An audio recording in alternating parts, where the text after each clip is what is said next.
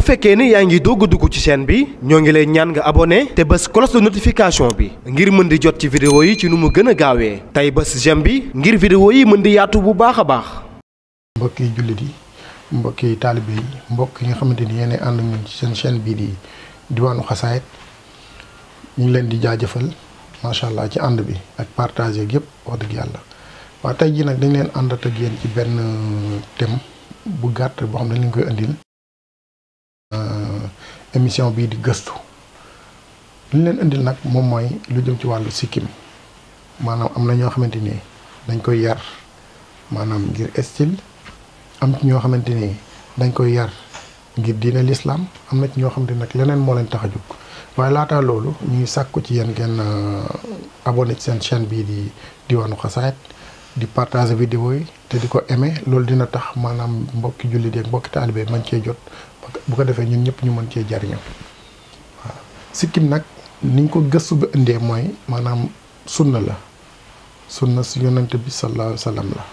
maanaam nekk loo xamante ni yonent bi sallallahu alayhi wa sallam nangoo nañ ci benn xadis boo xamante ni al Buxaari ak Muslim ñoo ko soloo ñu wax ne yonent bi sallallahu alayhi wa sallam daan na digal sahaaba yi ñuy yar seeni sikkim tey wat seen ay moustache bu ko defee dinañ ràññeeku par rapport ak ñi nga xamante ni ay yàlla yu bari lañ gëm kon sikkim nekk loo xamante ni lu am solo loo xamante ni jullit bu ne maanaam góor gu ne di jullit war nga koo yar maanaam ngir dundal sunna si yonent bi sallallahu alayhi wasallam. beneen bi mooy sikkim nit ki nga xamante ni am nga ko da nga kaa war a toppatoo loolu sunna la yonent bi sallallahu alayhi wasallam mën na ko digalee maanaam sikkim boo ko amee danga koy toppatoo maanaam doo ko bàyyi rek mu ne laaj noonu nga kii ko mais da nga kaa war di peñee di ko toppatoo daal ba nga xamante ni moom maanaam du am benn sobe wala lenn loo xam lu ci taq loo xamante ni dina la yàqal dara ci sa jaamu yàlla kon loolu ñu bàyyi ko xel. léegi nag ki nga xamante ni moom dafa am sikkim di ko toppatoo kooku daa am noo xamante ni noonu la ko war a toppatoowee waaw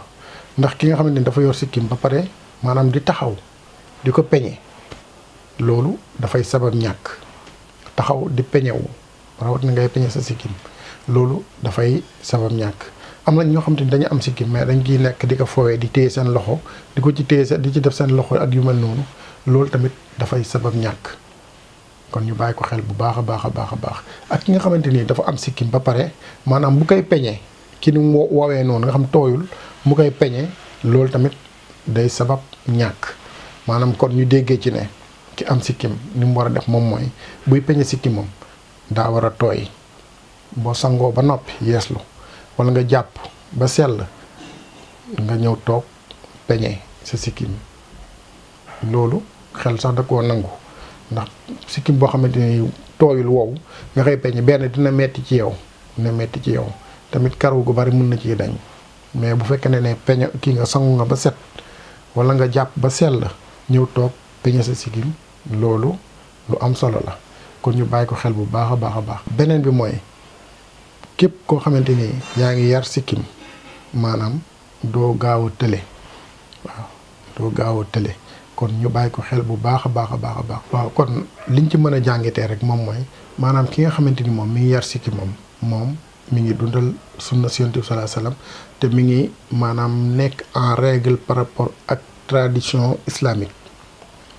waaw kon mbokk yi xam naa foofu la ñuy yem ak yéen di leen dox dig daje rek ci beneen émission boo xamante ni day jëmaat ci wàllu gëstu ci lenn ci sunu diine ak loo xamante ni nit ki mën na ko jariñoo asalaamaaleykum wa rahmatulahi taala wa barakaatu. bu fekkee ni yaa ngi doog a dugg ci chaîne bi ñoo ngi lay ñaan nga abonné te bës cloche de notification bi ngir mën di jot ci vidéo yi ci nu mu gën a gaawee tey bës j'aime bi ngir vidéo yi mën di yaatu bu baax a baax.